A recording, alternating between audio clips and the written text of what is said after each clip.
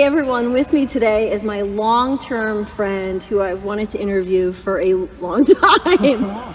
Denise Dillon, the head coach of women's basketball at Villanova University. Welcome, Denise. Thanks, Stace. I didn't realize, you could ask anytime.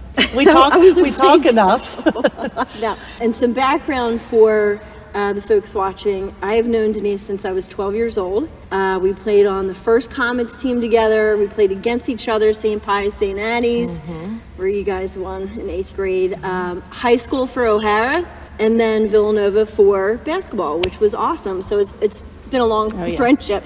A long journey, for sure. Yes. So one of the questions, I was reading, I'm like, all right, let me know more about Denise. Well, here's what I know. You've won every award that you can think of. So Coach of the Year for the Big East, Coach of the Year for the Big Five, everything. Literally, you name it, you've won it. So we know you're a great coach, but I want to talk about just regular questions for people that may not know about you. Okay. So, for instance, easy one. What do you consider success? I would say, especially in my position, the growth of our individual players and preparing them for what's next after college, and for them to be able to achieve the goals they set in their time with us here at Villanova. So working towards each of their goals individually and as a collective unit. I love that you said that because I have a daughter who's now in college, and I would ask you questions and say, hey, this program, they're not allowing girls to do nursing. And your stance, which I love, is the education comes first. Absolutely. And you literally work around their schedule. Yes. 100%. And amazing you use that example. We just had a recruit on campus interested in nursing and was told by a number of schools that it wasn't an option. So to that point, yes, whenever we have a young woman who is interested in such a program or anything, that they aspire to be, it is our number one priority to make sure we put them on that path. I love that. That's how it should be. So I appreciate you for doing that. And then also, when you talk about success, I was thinking about the games that we played.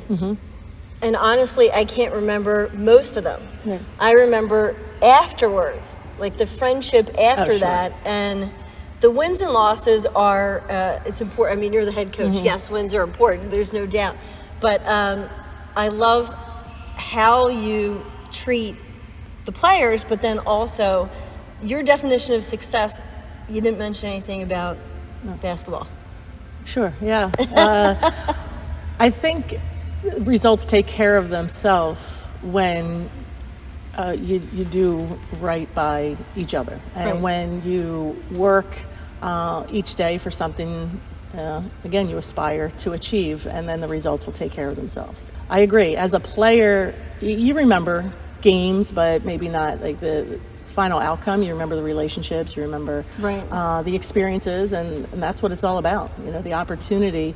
But as a coach, I will be honest, I certainly remember, this is my 21st year as a head coach, and you remember the games a lot, but more importantly, relationships that I've built with my players over the years. Which leads to my next question. As a coach, your definition of failure, how do you feel about it?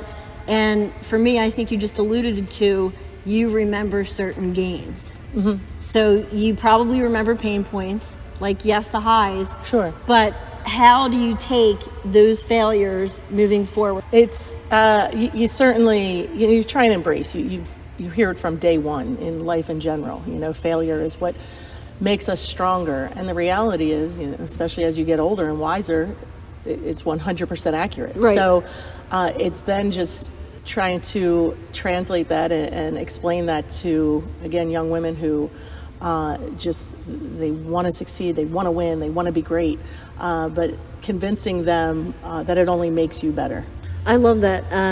You think of the word failure as a dirty word. I always had to learn things the hard way, and I don't know about you, and that was as a child, as a person right now. But I like failing forward because I look at it as an opportunity. Hey, where did I go wrong? How can I get better? When you do get those successes, it's okay, what's next? But the failure, I feel is the foundation for greatness. 100%. What I've noticed early on, I mean in grade school, and there's a couple of families that are like that, and I love it. I'm lucky in my own family, but I know for you that is the number one paramount, most important thing to you is family.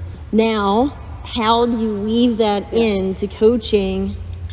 You know, these girls that they're in high school, the parents are entrusting you, and it's a big responsibility. Yes. Well, great examples of those who have been a part of my support staff and situations, as you say. You learn from situations, and my ride or dies are my siblings. We went through a lot growing up, but we were there for each other throughout it all, and I learned that with my friendships, my friends who were there from the beginning. And I think when you have that support, you want others to experience it as well. You don't know how long you're going to have people in your life, so make the most of it and enjoy it and grow together. And I have been luckier than most to have family. I would say, even if they weren't my siblings, I would want them as my friends. And I think my friends are family. So you tie the two together, and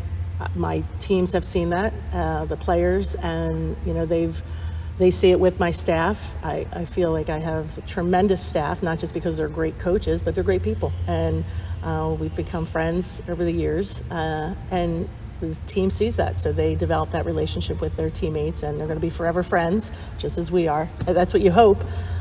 So it does. It's just an example of all of that. And again, how do you move forward and succeed in life? It's relationships. So it's just building that and having people push you, work with you in all aspects. I have noticed a huge difference from when you started here.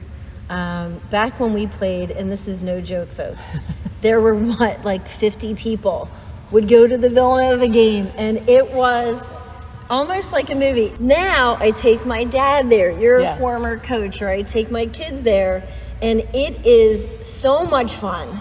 The energy is contagious. People love being there. They love what you're doing. And it goes back to basics and foundation and relationships. I love that you said that earlier. How did you create it? Well, I didn't create it. It was, you say, a foundation. I mean, you look at women's sports in general. Yes. So the push, the media attention. So it's out there now. It's no longer just the efforts of the players and the coaches trying to get people in the stands. You have the support of your university, the department, and then within your program, you have people in position who are really promoting the product. And from day one, I've always told our players,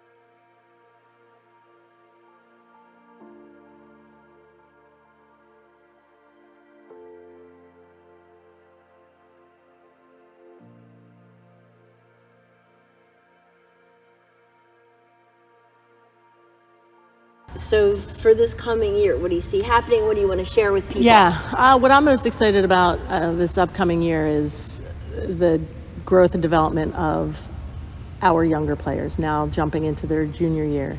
Christina Dalsey, Lucy Olson, Caitlin Oriole. That junior class has a lot to prove, and I'm sensing it from them early that they want to get out there and prove it. We have a lot of work to do, but I'll tell you, this team is definitely willing to get after it. I said it will never be for lack of effort. It's just being patient within the development of our game. Awesome. And we're in June right now, and I had said to you, I go, you practice? Yes. Practice today? Because when we played, we had summer school. Everybody Sure. went to summer school. It helped you throughout the year. Yes.